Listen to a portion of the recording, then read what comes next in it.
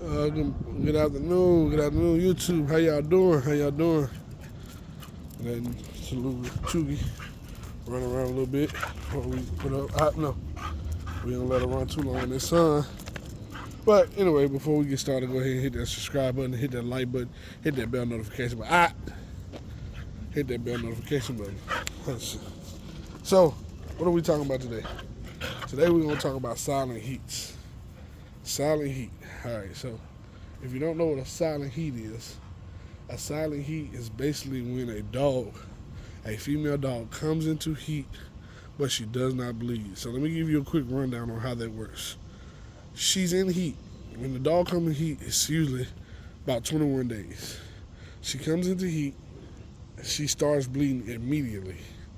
Well, in the case of silent heats, she doesn't bleed at all. All right? So the first 7 days they bleed. The second 7 days they're done. About the eighth day they're done bleeding. Ninth and 10th day you should be progesterone, or if you don't progesterone, you should be breeding around about the ninth or 10th day. So when the dog is in silent heat and she has not bled, that's where it gets a little bit difficult. If you're not paying attention to your dog, if you don't know your dog heats, I don't know her heats because I've missed them. So that's something I got to work on, and I'm sure they've been silent, and that's what brought this video along today. So if you don't know exactly when she come in heat, then you have to continue to leave that alone. You have to continue to pay attention to your dog, pay attention to her backside, check her backside. If you have a male dog around, it's a lot easier. But if you don't have a male dog around, you have to have that nose, you have to have that sense. You have to know when your dog is in heat. So, with that being said, what I'm talking about, stop. With that being said, what I'm talking about is their backside swell up. It still swells up. Everything is normal on the silent heat. She still swells up. She still flags. If you don't know what flagging is, that's when the backside, when you touch it, it jumps. And that's when she's ready. So, all this is still going on in the silent heat. It doesn't change. It doesn't stop. It's just going. But you have to continue to progesterone test her if you're a breeder. You got to progesterone. You're going to be progesterone anywhere from 5 to 8 times. So you're looking at $60 to $150 per progesterone, right? And that's normal, So don't get discouraged from that. So with that being said, you guys, if you got a dog with a silent heat, so make sure you're paying attention to your dog. Make sure you're looking at her backside. Make sure you see what she got going on. Now, I will say this. Here's the pro of a silent heat, and this is the only pro of a silent heat, is that you don't have to clean up the blood. You don't see no blood. You don't have to clean it up. So if you don't like blood with a silent heat, you don't have to clean it up.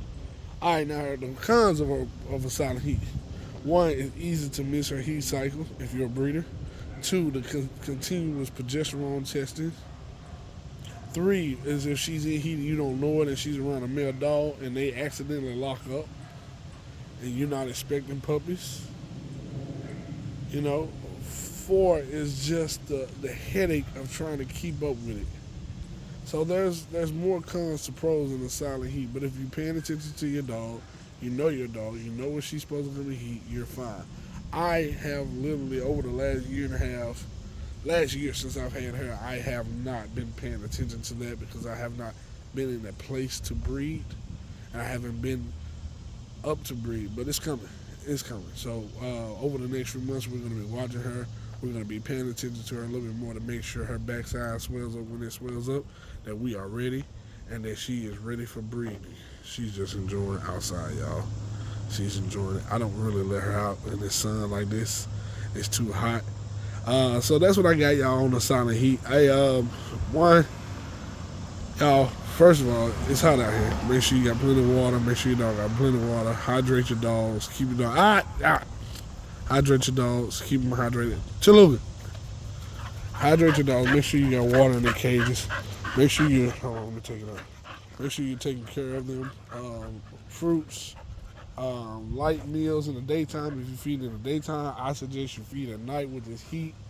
If you got a dog in the garage or some type of shed, make sure some type of fan is on them, some type of fan, or make sure there's somewhere where some air is getting through where they are.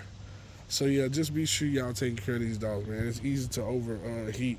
Last but not least, if you got a dog that goes into overheat, if you see your dog and she's overheating or he's overheating, and they go into that stage where they're panicking real hard and they can't catch their breath, and they seem like they want water and they make sure you got some